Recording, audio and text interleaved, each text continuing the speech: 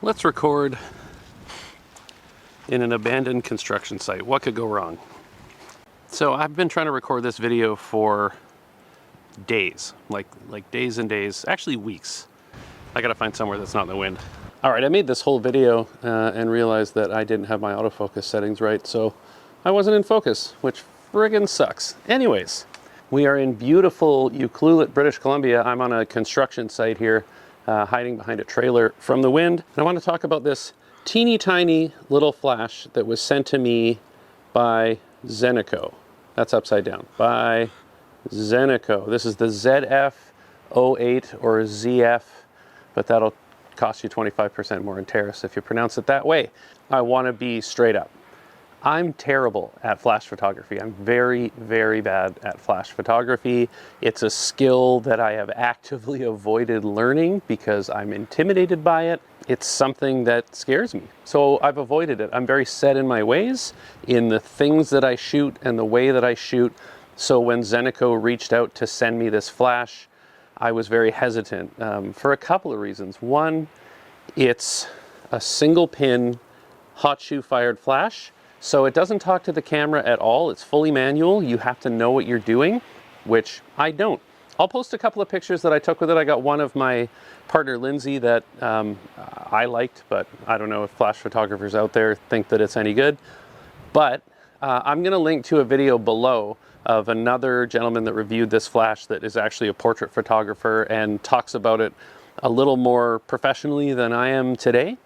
But what I will say is I don't think I've got a piece of gear, whether I've purchased it myself or been sent it by a company, that I've been inspired to learn a new skill with more than with this flash. And that feels really good.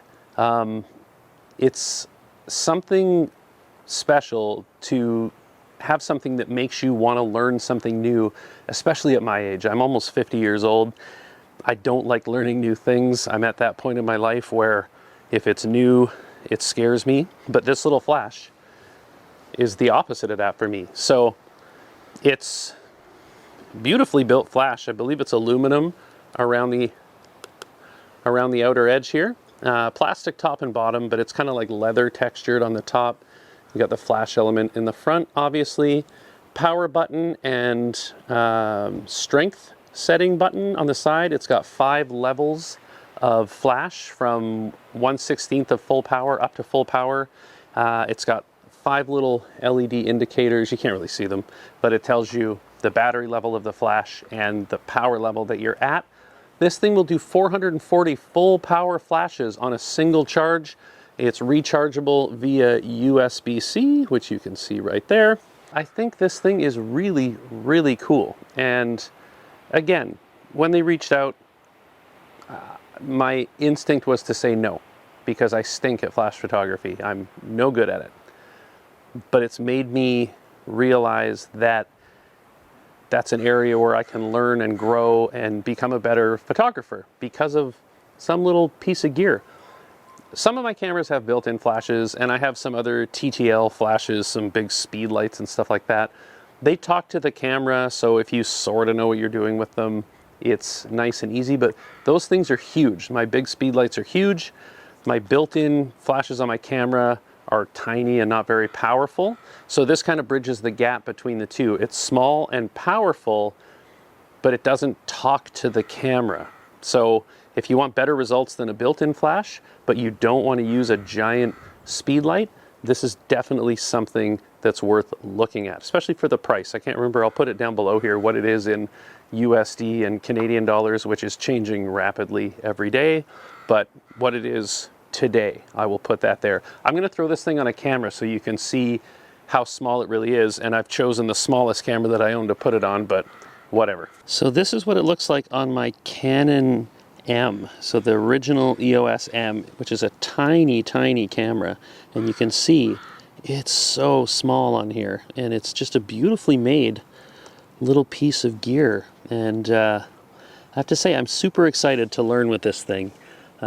Shout out to Zeniko for sending it out to me. I don't know if they've watched many of my videos before this, but there was definitely none that included flash photography. It is windy here. Holy cow. I'm in Ucluelet in beautiful British Columbia, right on the western edge of Vancouver Island. Unbelievable spot. We come here a couple of times a year. There's a bald eagle flying right over there. If I didn't have a 10mm lens on this camera, I'd show it to you. Hang on, maybe you can see them. Hold on.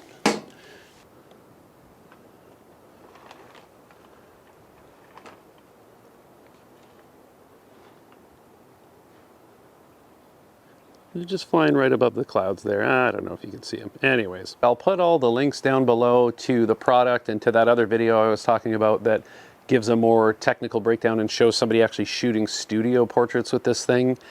And just listen, flash photography is scary, but the results you can get if you know what you're doing are beautiful. And that's what I'm going to challenge myself to do with this flash.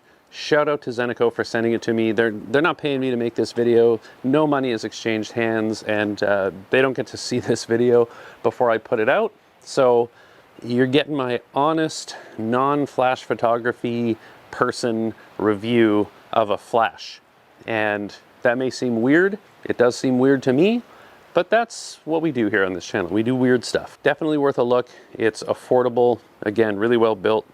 Thank you, Zeniko. And that'll do it from beautiful Ucluelet, British Columbia.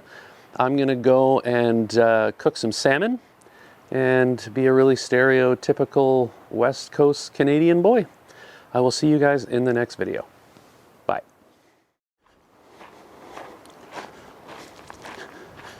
You know what? I'm going to show you guys the cabin we're staying in too. You get extra bonus content if you stuck around after the review. Hang on. If you want to rent this cabin, it's called Reef Point Cottages. I'm not going to put a link to that because whatever. You can use Google. You're all adults. Well, maybe. I don't know. I don't know who watches these videos. But this is the cabin we're staying in. Cottage, cabin. What do you guys call it? We tend to call it cabins here, but this one seems to be called a cottage.